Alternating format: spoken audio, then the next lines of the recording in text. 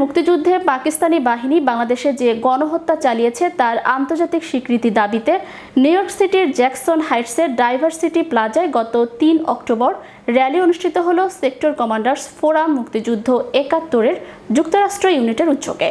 বিস্তারিত ডেস্ক রিপোর্টে। দুর্যোগপূর্ণ আবহাওয়া সত্ত্বেও উল্লেখযোগ্য সংখ্যক মুক্তিযোদ্ধা এবং নতুন প্রজন্মের প্রবাসীরা ৭১-এর গণহত্যার আন্তর্জাতিক স্বীকৃতি দাবিতে নিউ ইয়র্কের র্যালিতে অংশ নেন। জাতিসংঘ মানবাধিকার কাউন্সিলের ৫১তম অধিবেশনের সাইট ইভেন্টে এ নিয়ে আলোচনা হওয়ার কথা, ঠিক তখনই এ র্যালি অনুষ্ঠিত হলো। বিশ্বের বিভিন্ন প্রান্তে প্রবাসী বাঙালিরা করছে, আমরাও তাদের সাথে একত্রিত হয়েছি। আমরা জাতিসংঘের প্রতি আহ্বান জানাচ্ছি যে অবিলম্বে যেন ৭১-এ পাক হায়নাদের যে গণহত্যা বাংলাদেশের মুক্তিযুদ্ধের বিরুদ্ধে তার স্বীকৃতি প্রদান করা হোক। র্যালি থেকে বক্তারা জাতিসংঘের প্রতি বাংলাদেশের গণহত্যাকে স্বীকার করে উদাত্ত আহ্বান জানান। এটা সময়ের দাবি বলেও উল্লেখ করেন বক্তারা।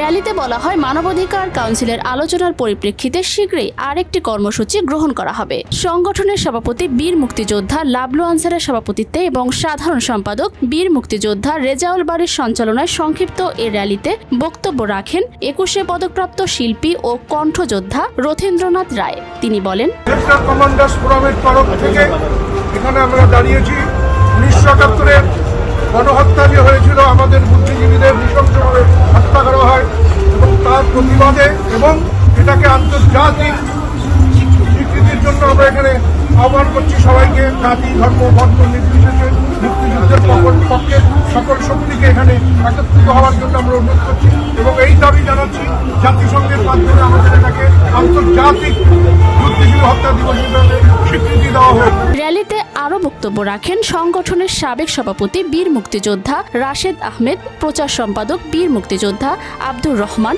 কমিউনিটি অ্যাক্টিভিস্ট জাকির হোসেন বাচ্চু এবং শুভ রায়, স্বেচ্ছাসেবক লীগের কেন্দ্র নেতা সাখাত বিশ্বাস, সাংবাদিক কানু দত্ত, আদিত্য শাহিন, সুজন আহমেদ, সৌমিক আহমেদ প্রমুখ।